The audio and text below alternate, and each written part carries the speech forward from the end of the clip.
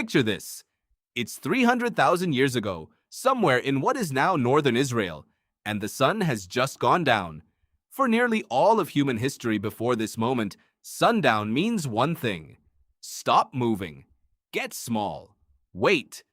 Predators can see better in low light than you can, and your night vision, compared to theirs, is almost useless. The dark isn't a mood.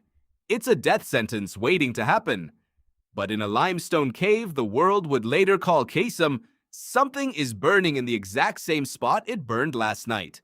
And the night before that. Not a wildfire that swept through and vanished. Not a lucky strike of lightning. A hearth. Deliberately rebuilt, in the same location, over and over, for longer than anyone alive could remember. This is the night humans stopped being afraid of the dark. Except that's not quite true. The real story is far stranger than that, and it doesn't end at the cave. It loops back on itself, all the way to you, lying in a pitch-black bedroom right now, phone glowing in your hand. That same old fear humming just under the surface. Somehow, after 300,000 years of practice, you're still afraid of the dark. Why hasn't that gone away? Start with the hearth. Archaeologists who excavated Qesem Cave found something that looked less like an accident and more like a habit. A fire pit reused again and again in the exact same location, with the kind of concentrated ash, charred bone, and heat-cracked stone you only get from repeated controlled burning over generations. Not a single fortunate spark. This wasn't early humans stumbling onto fire. This was a relationship with fire, maintained on purpose, passed down. And once a group of early humans could keep flame alive in one place, night changed completely. Predators kept their distance from the light. The cold lost some of its bite. Meat could be cooked, which meant more calories for less chewing, which meant more energy left over for a brain that was about to get a lot more complicated. For the first time, darkness became something you could push back against instead of something you simply had to survive until sunrise. Here's the part almost nobody tells you, though. Conquering the night didn't just make it safer, it made it longer, on purpose. Once firelight let people stay conscious after sunset, night stopped being empty, wasted time. It became a second day with its own rules, its own rhythms, its own quiet culture. And for most of human history since then, that second day looked nothing like your night looks now. There was no single unbroken 8-hour block of sleep. There was something else entirely. A historian named Roger Kirch at Virginia Tech spent years digging through diaries, court depositions, and old medical texts, searching for how ordinary people actually described their nights before electric light existed. He found the same phrase surfacing again and again, across centuries and across countries. First sleep, second sleep. People would go to bed a couple of hours after dusk, sleep for 3 or 4 hours, and then simply wake up. Not in a panic, on purpose and without alarm, because everyone else's night worked the same way. That waking hour in the middle of the night had a use. People prayed. They talked quietly with whoever shared their bed. They visited neighbors, tended a dying fire, or just lay there thinking before drifting into a second sleep that carried them toward morning. Kirch's research suggests this wasn't a disorder, or an anomaly, or a symptom of a world without enough to do. It was simply what the night was, for most of the species, for most of human history. A split, not a single dark slab of unconsciousness. So somewhere between a hearth in Qesem Cave and candlelit bedrooms centuries later, the fear of the dark didn't disappear exactly. It got managed, tamed. Firelight didn't erase the danger of night.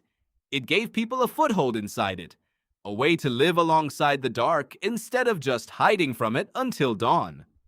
Then, in the 1990s, a psychiatrist named Thomas Wehr decided to ask a question almost nobody had thought to test directly. What happens to modern human sleep if you strip the electric light back out and give the body nothing but a long, natural night? Wehr placed a group of volunteers into darkness for 14 hours a day, every day, for a month. No screens, no lamps, nothing but the kind of long, unlit night your distant ancestors would have taken for granted. For the first several days, people just slept and slept, catching up on what researchers call sleep debt. The quiet exhaustion modern life piles up without you noticing. But by the fourth week, something remarkable happened. Their sleep split cleanly in two, a block of 3 to 5 hours, then an hour or two of calm, unhurried wakefulness, then a second block of 3 to 5 hours, carrying them to morning. It was a Kirch's first sleep and second sleep, resurfacing on its own in people who had never read a single page about it. Their bodies simply remembered a pattern their minds had never been taught. VAERS data even showed this split lining up with a natural rise in melatonin, the hormone that signals to your body that darkness has arrived and it's safe to rest. So here's the twist at the center of this story. The fear of the dark you carry isn't some flaw in your wiring. It's old. It's reasonable. It was built for a world where night genuinely meant danger. But your ancestors didn't spend 300,000 years defeating that fear so much as learning to live inside it, in shifts, with firelight, with company, with a second sleep that turned the blank terror of night into something with structure, something almost peaceful. Then something took that structure away. And this time, it wasn't fire's limits that changed the story. It was fire's opposite. Gaslighting arrived in cities. Electric light followed close behind, and factories no longer needed to close when the sun went down, so they simply didn't. Streets stayed lit through the night. Homes stayed lit long past dusk. And slowly, the 8-hour, unbroken sleep you now think of as completely normal became the standard. Not because it's how the human body is built, but because artificial light made the old, segmented night inconvenient for a world that now ran on clocks and shifts. Kirch has pointed out that the phrases first sleep and second sleep simply vanished from English writing by the early 20th century. Not because people stopped sleeping that way overnight, because there was no longer a dark enough, quiet enough night left to do it in. Which brings you to the strangest part of this whole story.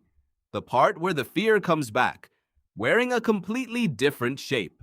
A researcher named Fabio Falci led a massive international project called the World Atlas of Artificial Night Sky Brightness, published in 2016, mapping exactly how much artificial light now washes out the night sky across the entire planet. The findings were almost hard to believe. Roughly 80% of people in North America can no longer see the Milky Way from where they live. Worldwide, close to 1 out of every 3 people on Earth has lost that view entirely, drowned out by streetlights, headlights, billboards, and glowing windows that never fully go dark. You would think more light means less fear, less darkness, less danger, less of that old primal alarm bell going off in the base of your skull. But that isn't quite what happened. Instead, you lost the practice. You lost the second sleep, that calm, unhurried hour of wakefulness that used to make waking in the night feel ordinary instead of alarming. So now, when you wake at 3 in the morning in a truly dark, truly quiet room, it doesn't feel like your ancestors' second sleep. It feels like something is wrong. Your heart rate creeps up. Your mind starts reaching for reasons. Some sleep researchers now believe this is part of why modern insomnia feels so much more distressing than the ordinary nighttime waking of the past. You never learned the choreography of a broken night. You only ever learned the blackout of an unbroken one, and now any interruption of it feels like failure. And the light that was supposed to keep the fear away brought its own quieter version of it right along with it. The glow of a phone screen at 1 in the morning doesn't feel dangerous. It feels like relief, like company, like the fire at the mouth of the cave. But your brain reads that thin blue-white light as a kind of false dawn, suppressing the very melatonin that should be easing you towards sleep, keeping you alert and scrolling at the exact hour your ancestors would have been deep inside a second sleep, resting before the real morning came. You didn't defeat the dark. You built a smaller, portable version of it that never fully turns off, and that never quite lets your mind rest either. So the fear never really left. It just changed costumes. Once, it was the fear of what moved just beyond the reach of the firelight, out where the eyes in the dark could see you and you couldn't see them. Now it's a quieter, stranger unease. The tightness of waking at 3 in the morning in a silence you no longer know how to sit inside. The reflex to reach for a screen that promises comfort and delivers something closer to a false sunrise, one that keeps the oldest, darkest part of the night from ever really arriving at all, which is the strange looping truth sitting at the center of all of this. 300,000 years ago, in a cave in what is now Israel, your ancestors built something extraordinary out of a single fire that refused to go out. They didn't erase their fear of the dark. They made room inside it, with light, with company, with a second sleep that turned the blank terror of night into something with a shape, something almost gentle.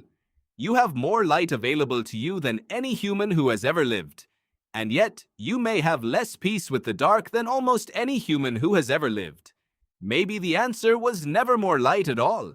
Tonight, when you turn off the lamp, notice what actually happens in the 10 seconds after. That flicker of alertness isn't a malfunction.